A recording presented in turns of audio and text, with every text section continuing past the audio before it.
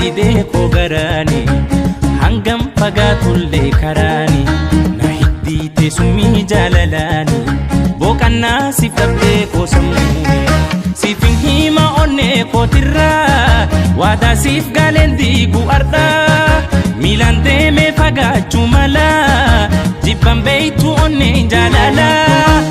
namnis waan fedhee haa odeessu jaalala siif qabuun xiqqeessu jaalala siif qabuun xiqqeessu namnis waan fedhee haa odeessu jaalala siif qabuun xiqqeessu jaalala siif qabuun xiqqeessu sumaaf na daawwatti onneeni yaa habiibti narraan fagaatini fagaatini hoggayyuu ani siifin aada kennaa rabbi koo atanaaf qooda anaaf qooda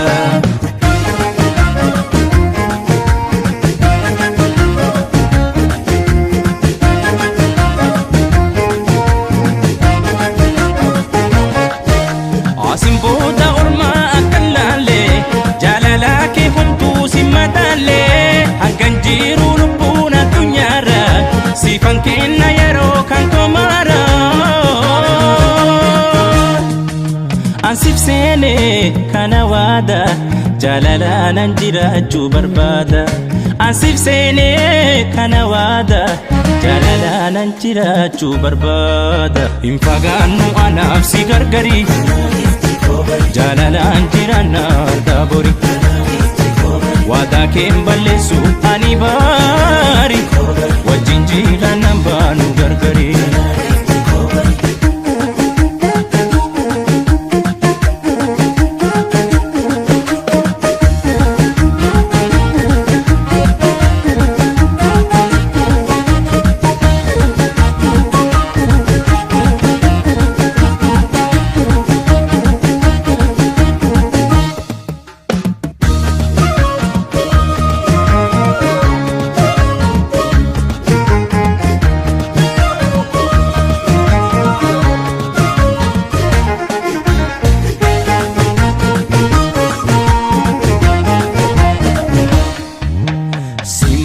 didee koo garaani hangam fagaatullee karaani na hiddiite summii jaalalaani boqannaa siif dhabdee koo sammuuni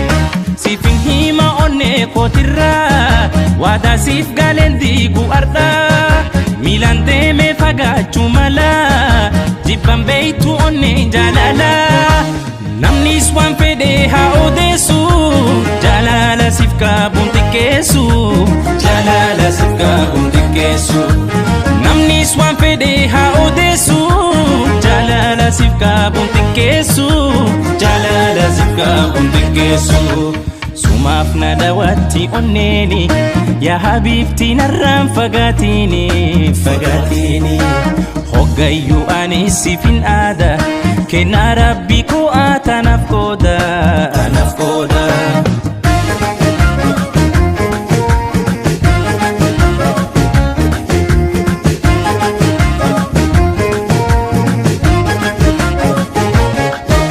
mararsiitu too haadha kiloolee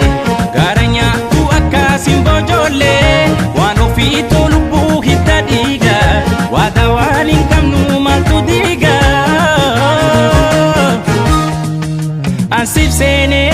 kana waada jaalala nan jiraachuu barbaada ansif seene kana waada jaalala nan jiraachuu barbaada hin fagaannu anaaf si gargari jaalalaan jiraanna argaa bori waadaa keen balleessu